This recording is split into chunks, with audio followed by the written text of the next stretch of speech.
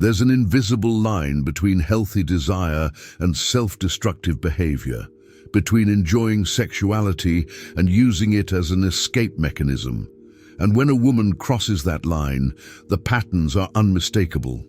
I'm not talking about judging anyone's sexual choices. I'm talking about recognizing behaviors that reveal deep emotional voids disguised as sexual liberation. This video explores the female psychology behind when lust turns into promiscuity. Not from a moral or religious perspective, but from evolutionary psychology, neuroscience, and documented behavioral patterns. You'll understand exactly what drives this behavior, what it reveals about her emotional state, and why recognizing it protects you from relationships doomed from the start. And when you finish watching this, you'll never again confuse sexual confidence with emotional health, because they're not the same thing. Let's start by understanding the fundamental difference. The difference between healthy lust and compulsive promiscuity. Lust is intense sexual desire. It's a normal biological response, healthy when integrated with emotional connection and self-respect. A woman with healthy lust enjoys sex, is selective with her partners, and her sexuality is an expression of fulfillment, not a search for external validation. Compulsive promiscuity is something else entirely. It's the repeated use of multiple sexual encounters as a mechanism to fill emotional voids. It's sex without real selectivity, driven not by genuine desire, but by a need for validation, emotional escape, or confirmation of self-worth. The key is in the word compulsive. She can't stop even when she recognizes that it's hurting her. Neuroscience explains it clearly. Every sexual encounter releases dopamine and oxytocin. In healthy contexts, this strengthens emotional bonds. But when it becomes compulsive, the brain develops a tolerance. It needs more encounters, more intensity, more novelty to reach the same level of temporary satisfaction. It becomes an addictive cycle where sex is no longer about connection, but about the next hit of chemical validation. Look at her eyes after the encounter.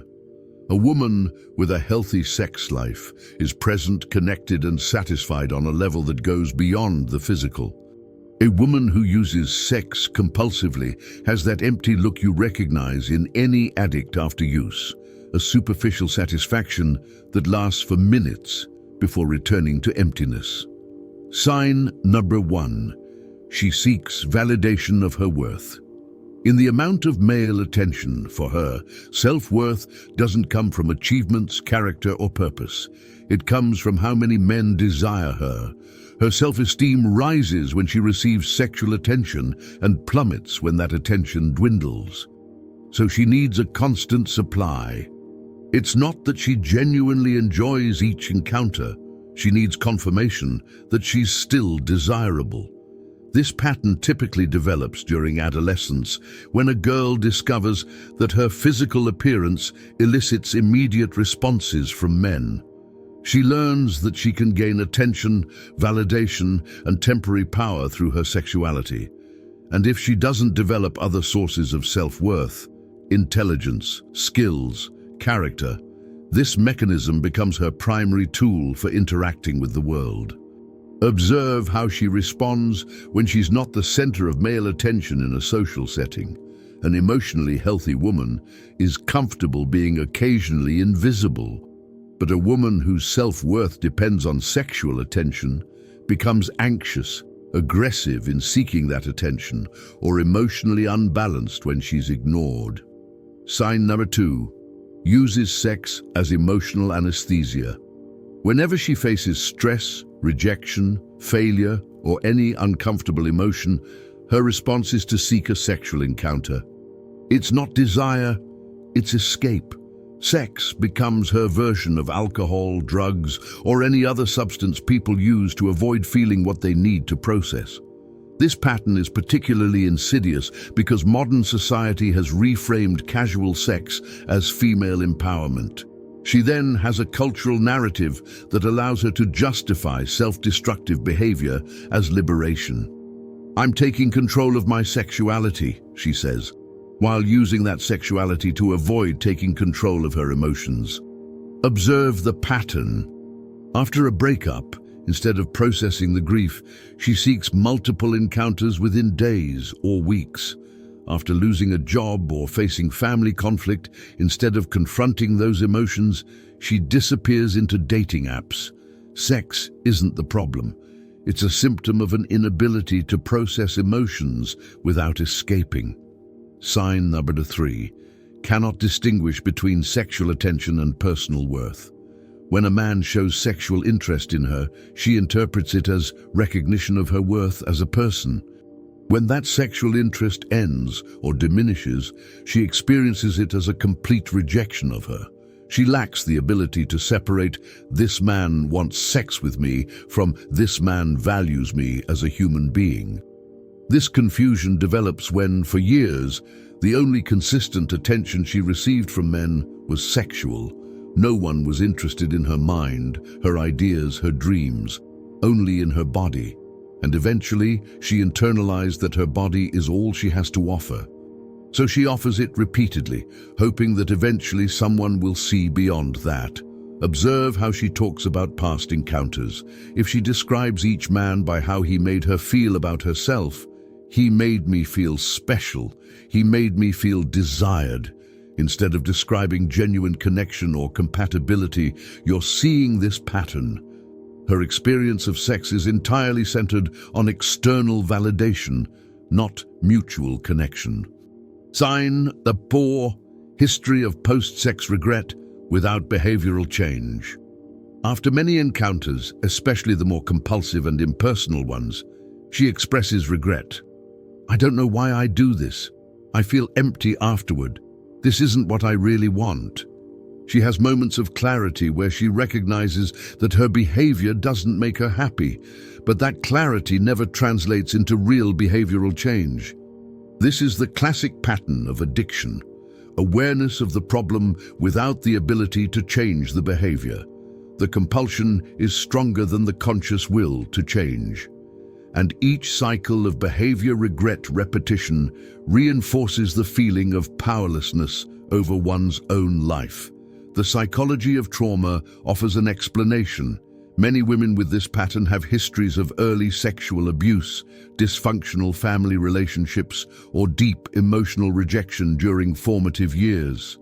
Compulsive sex becomes a traumatic reenactment, repeating dynamics of use and rejection as an unconscious attempt to process the original trauma. Notice if she ever mentions professional help or real inner work. A woman genuinely wanting to change this pattern seeks therapy, support groups, or at least makes significant environmental changes. But a woman trapped in the cycle only talks about changing, then repeats the exact same behavior. Sign number 5, superficial relationships with other women. Her friendships with women are few and far between, or superficial. She doesn't have a strong female circle that knows her deeply and genuinely supports her. And when she does have female friends, the relationship revolves around going out to meet men, talking about men, or competing for male attention. This happens because women with this pattern see other women as competition, not allies. Their self-worth is completely tied to male attention, so any woman in their presence is a potential threat to that resource. They also avoid female intimacy because other women might see through their facade and ask uncomfortable questions about their behavior. Also, observe how she talks about other women. If she constantly criticizes them, judges them, or reduces them to their physical appearance and sexual behavior, you're seeing projection. She's externalizing the internal judgment she feels about herself, and that internal judgment stems from knowing deep down that her behavior isn't getting her where she truly wants to go. Sign number 6, inability to be alone without seeking male attention. Being alone with her own thoughts is unbearable, so she fills every moment of solitude with a search for male attention. Dating apps, social media seeking validation, messaging multiple men simultaneously. Loneliness isn't peace. It's panic that must be eliminated with immediate superficial connection. This pattern reveals that she is running away from herself. There is something inside her: shame, unprocessed trauma, a sense of emptiness, a lack of purpose that she cannot confront, so she uses constant male attention as a distraction. As long as there is a man wanting to talk to her, she can avoid the questions that terrify her. Who am I really? What do I want from life? The Stoics taught that the ability to be alone with yourself is fundamental to a good life. But if your thoughts terrify you, you never develop that ability. Instead, you build a life of constant distraction disguised as social connection. Observe what she does during transitional periods, after ending a relationship, on weekends, with no plans. An emotionally healthy woman uses those moments for introspection, hobbies, and personal growth. A woman running from herself immediately fills them with seeking male attention. Sign number 7, performative sexuality more than genuine. Her sexual expression seems more like a performance for an audience seeking genuine enjoyment. There's an element of exhibitionism, a need for others to know about her sex life, a desire to create an image of a sexually powerful and liberated woman. But when you look more closely, that performance masks an absence of real pleasure or genuine connection. She posts cryptic messages about her sex life on social media. She shares intimate details with people she barely knows. She constantly uses hypersexualized language, as if her entire identity revolves around being sexually active. This performance serves multiple functions. It maintains her image of confidence, attracts more male attention, and distracts her from confronting the fact that sex itself isn't making her happy. The difference between a woman with a healthy sexuality and one who is truly comfortable with her sexuality is clear. A woman genuinely comfortable with her sexuality doesn't need to constantly advertise it. It's part of her life, not her entire identity. It has depth beyond her sexual activity. Also, observe her reaction when someone questions this narrative. A woman confident in her decisions simply doesn't engage or responds calmly. But a woman whose performance masks emptiness reacts with disproportionate defensive aggression, because deep down she knows she's trying to convince herself as much as she is trying to convince others. Why this pattern is almost impossible to break. Without professional help, compulsive promiscuity isn't about sex, it's about trauma, existential emptiness, and deeply ingrained dysfunctional coping mechanisms. It isn't resolved simply by deciding to have less sex. It requires intensive therapeutic work to identify and heal the wounds that drive the behavior. The problem is that most women with this pattern are so immersed in the narrative of sexual empowerment that acknowledging they have a problem feels like betraying their identity. Modern culture tells them that any amount of sex with any number of partners is valid and empowering. So there's no social pressure to critically reflect on whether that behavior actually makes them happy. Only when they experience consequences, they can no longer ignore severe depression, an inability to form genuine relationships, a sense of emptiness that no encounter can fill, do some finally seek help. But even then, the road is long. Years of ingrained neurological patterns don't unravel in months. What does this mean to you as a man? If you recognize multiple of these patterns in a woman you're dating or considering a relationship with, you need to understand something fundamental. You can't fix her. Your love, your patience, your genuine validation, none of that will heal wounds that require years of professional therapy. What's going to happen is that you'll become another iteration of the pattern. She'll use the relationship with you as temporary validation. It will seem like she's improving for weeks or months, but when real stress sets in, or when the novelty wears off, the compulsive pattern will return. And meanwhile, You're going to invest massive emotional energy in someone who can't genuinely reciprocate because she doesn't genuinely know herself. You're going to experience the confusion of intense physical intimacy without a real emotional connection. You're going to constantly wonder if you're enough, when the reality is that no man will ever be enough until she does her own inner work. Practical steps. If you recognize this pattern. Step 1. Recognize that intense sex and deep emotional connection are different things. Don't confuse physical chemistry with emotional compatibility. Step 2. Look beyond what she says. Words are cheap. Look at her actions over weeks and months. Is she pursuing real personal growth, or is she just talking about it? Step 3. Don't assume you can be the exception. It will be different with me, is the narrative that destroys good men. Patterns ingrained over years don't change just because you came along. Step 4. If you decide to continue, set clear boundaries regarding your emotional investment. Don't build a future with someone who hasn't done the work of healing their past. Step 5. Suggest professional help without judgment. If you truly care, the best help you can offer is to encourage her to seek therapy, but respect that this is her decision. Female sexuality is complex, beautiful when it's an expression of fulfillment, and destructive when it's an escape mechanism. There's no moral judgment here. It's a psychological observation of patterns that cause suffering.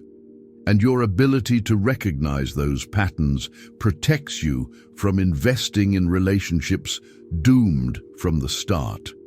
A woman can have as much sex as she wants, with as many partners as she chooses, but when that behavior is driven by emptiness, trauma, and a compulsive need for external validation, it's not empowerment, it's self-destruction by another name.